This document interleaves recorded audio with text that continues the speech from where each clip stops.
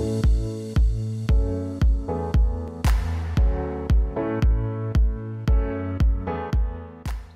guys, so yesterday was a super exciting day because we finally launched my post-baby ebook and also my 30 days to fit home workout book. So I'm really pleased with the response from you guys. So thank you so much for all of your emails, messages and feedback.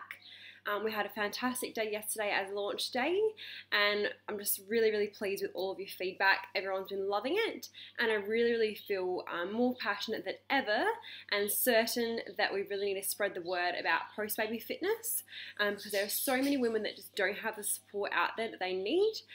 They have their baby, they want to get their body back in shape, and they just don't know how, and it's really hard to get the information on what you can and can't do.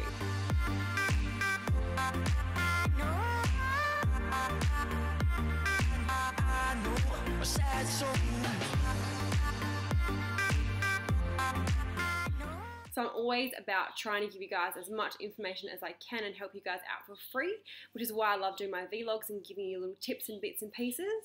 A lot of it is things that I do and know like every day, and I really want to share my daily habits with you guys so that you guys can learn how to live a healthy, fit life easily and find balance as well. So what today is about, I put a post up on Instagram and Facebook this morning, just asking you guys whether you would like to know a little bit more about abdominal separation, and perhaps I can do a video for you guys to show how to find your abdominal separation, what that might mean, and then how to also repair it and tighten it too. So at the end of the day, although I've experienced it myself and am all about it and I'm always researching everything that I can, I'm not, of course, a trained physio. So I certainly don't like to claim that I know everything, and I'm certainly not able to diagnose anyone. A lot of you will have completely different circumstances to mine, so you certainly can't copy exactly what I did. You'll find that the post-baby ebook, which is available now on my website, that has a complete section all about Diastis Recti, which is abdominal separation, the fancy word. I do also recommend that you have a physio clearance, so you need to go and see a women's health specialist, women's health physio, to get them to see and examine you as well. Sounds scary, but they do an internal examination as well, which is the most important one for finding out about your pelvic floor. So today we're talking about abdominal separation, which is more so that's how far your abdominals have separated during pregnancy, throughout pregnancy. So we're talking about the gap down the center of your abdominals. Some ladies can have a gap up to even 10 centimeters, which is obviously huge and will take quite a long time, a lot of rehab to repair. Other females will have maybe a 3 or even 2 centimeter gap, which is sort of where I was sitting. And so with a few exercises, just like in the post-baby book, there's a guide there for you, an exercise glossary. So with those few exercises, you can certainly efficiently strengthen and bring back those abdominal muscles and return to very close to the strength and, you know, shape and everything that you had before pregnancy. And sometimes you might actually find that you are stronger post-pregnancy because you are focusing on that muscle group. So what I'm going to do for you guys is pop on some fitness clothes, not in my dress, and I'm going to show you guys exactly how to find your abdominal separation, and then a couple of my exercises that are in the ebook I'll show you in this video as well. Of course, if you're wanting to know more information, you will have to download the ebook. It's really well priced because I'm just really passionate to get this out there and spread the word, and I want you guys to find it affordable and full of knowledge. So it's got 35 pages of info and a photo exercise glossary. It takes you through a phase 1 and phase 2 of postpartum exercise. So once you have that physio clearance, you can dive straight into the ebook. It's everything that I did when I was postpartum. So it sort of guides you for the first 16 weeks postpartum. So from 0 to 16 weeks. I've had a lot of ladies contact me who are even 2 years postpartum. So I've had emails from girls saying they really want to get back into fitness. Their babies are 2 or 3. And they really find that they, you know, are still having problems with the pelvic floor, or that it's not sure where to start. It's never ever too late to do these pelvic floor exercises. Even if you have a 9-year-old and you're having troubles when you're exercising, you're skipping and a bit of pee's coming out or something like that. Sorry, I don't want to say it, but that is what pelvic floor is all about. Even if you have a 9-year-old and you're having those problems, it's not too late to start. There's no such thing as too late. So get into these pelvic floor exercises, have a feel for your abdominal separation, and I'm sure I'll be able to help you answer a lot of these questions. So any more details, make sure you send me an email at grace@powerfitbygrace.com. I'll leave that here on the screen. I'm going to go and get changed, and I'll show you guys exactly what I mean with abdominal separation. Okay, so I'm changed, and then this little guy decided to wake up from his nap as well. So we literally had a 10-minute nap, as per usual. Say hello. So we'll have to do our recording now with a baby, but that's okay. That just makes it more real, doesn't it? You want to help with your video? All right, let's go in the lounge room and show these girls how it's done. Come on, Baba. Let's show them. Okay, so this really is a full insight to my crazy life now. I've got little Chase playing, and even the dog, you can hardly see him because he's black. Oh, there he is. So even the dog in the background asleep. So I'm going to show you guys how to find your abdominal separation. You need to be down on the floor. Can you let me in here, Chase? Are you squishing amongst your toys? Have your hammer. Oh my god, so many baby toys everywhere. Alright, so down on the floor.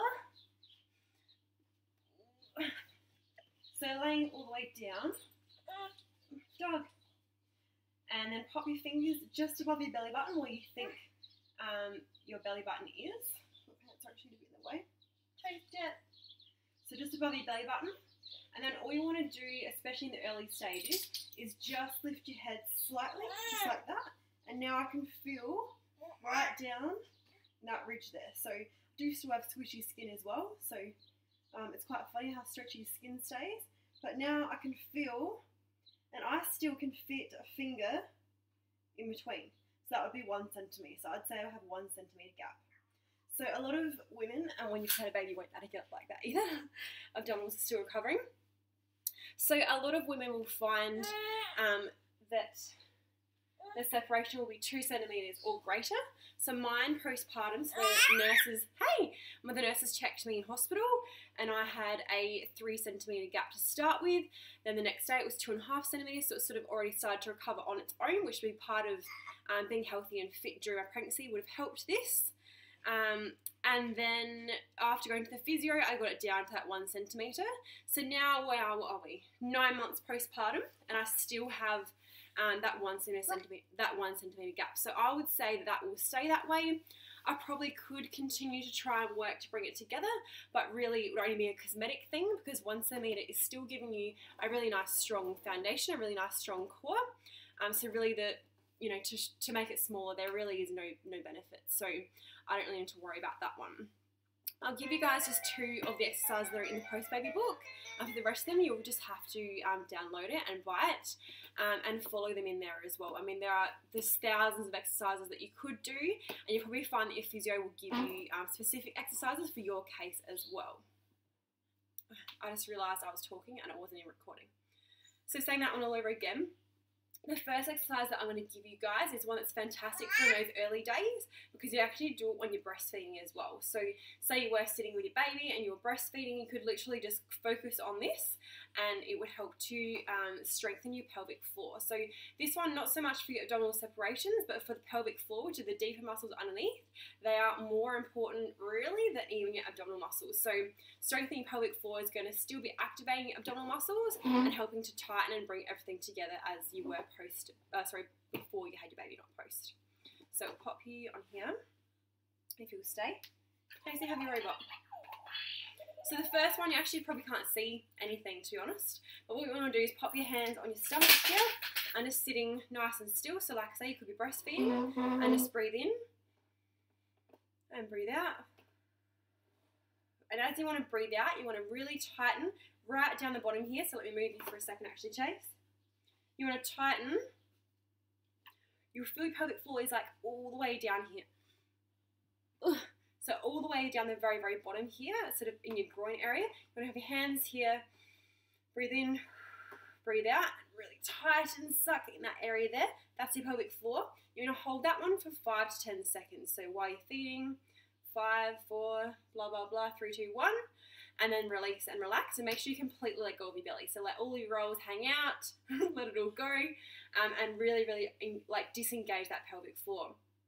One thing that I actually had was an overactive pelvic floor. So mine was actually quite strong very quickly. So as soon as I started doing my pelvic floor exercise, she said, you need to make sure you have extra time to actually switch off, to make sure that you're really letting go before you're actually tightening again. So just as I have now a bit of relaxation time and chatting in between is exactly what you want if you do have a tight or overactive pelvic floor. So then again, you do your second set, so breastfeeding your baby or sitting still, driving, whatever it might be, breathing in, breathing out, all the way, and tighten at the bottom, and really, really hold. 10, 9, 8, 7, 6, 5, 4, 3, 2, 1, and then let go. Make sure you really, really let go. Yep, really let go. Next one. So next one, we'll just be laying down. It's actually almost like a little crunch. Puppy, you're in your way. Jet. God, it's crazy fine around here today. So hands on your legs, and you just want to tilt your head up, almost like a sit-up, and really tighten. But the most important thing is before you even sit up, you want to squeeze through here. So engage your pelvic floor. So deep breath in, like I said before. So, and out. And squeeze pelvic floor, and then come up like that. One way to know if you're doing it incorrectly is that you'll feel a bit of a doming. So if I don't know if I can actually do it incorrectly now because it's so strong. Yeah, I can. So if I sit up now without that pelvic floor tightening first, my stomach will kind of go like a triangle. So that sort of doming effect, you don't want that. That's not a good thing. So let's get out of that, relax. Now do it again with tightening our pelvic floor. So breathe in and breathe out.